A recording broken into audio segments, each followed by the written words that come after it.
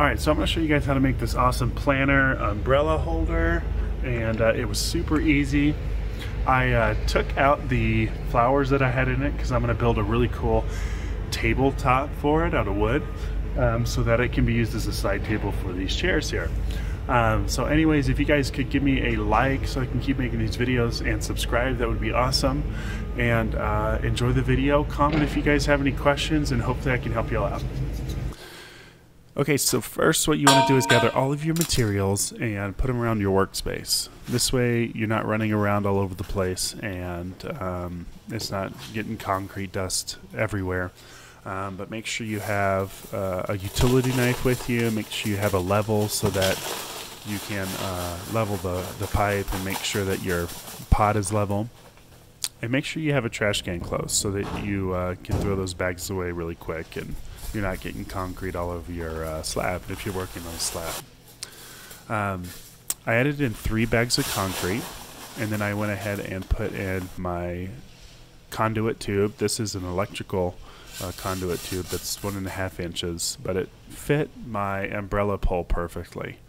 I recommend taking that umbrella pole into the store with you so that you get a good fit.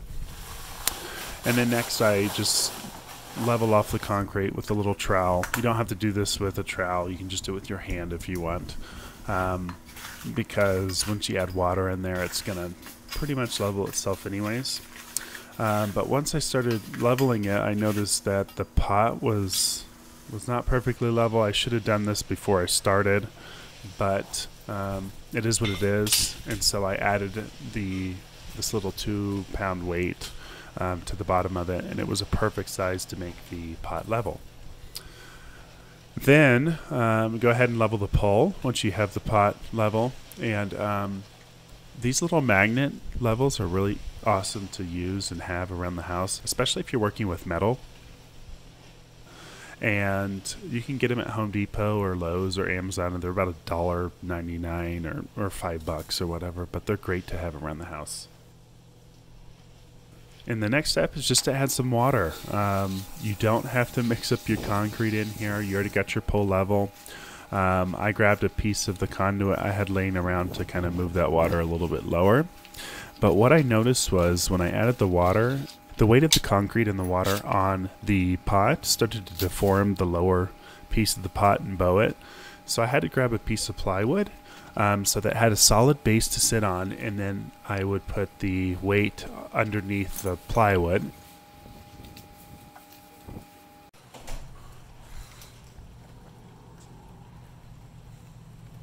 See, I added 2 weights because I wanted to make sure it was level both directions.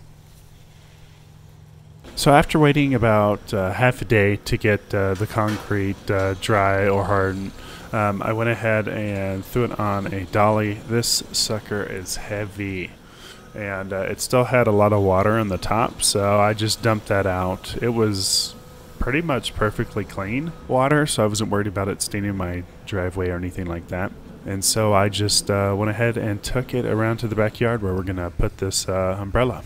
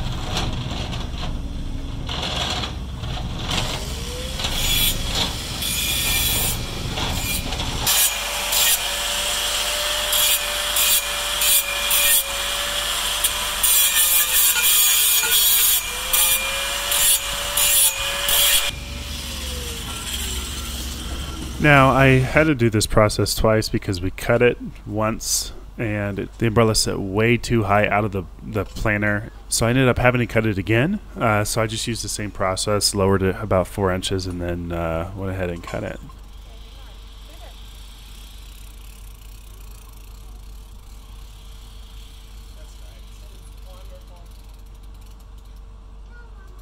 Now this last part is pretty cool. What we decided to do is have our names etched into the concrete. You're never going to see this, but it's just a good little personal touch.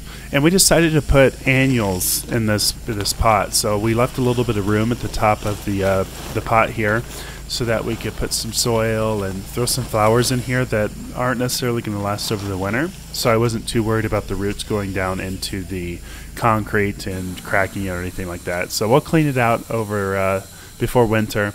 But it really just completed the look and made it a little bit more visually appealing sitting next to our patio set here. But we were really happy with the process, super easy to do. I'm probably going to build a second one of these. So if you guys could do me a favor and give me a thumbs up and subscribe to the video so I can keep making some awesome content like this, and hopefully this will help you guys make the decision between a store-bought planter or making your own like this. So happy building.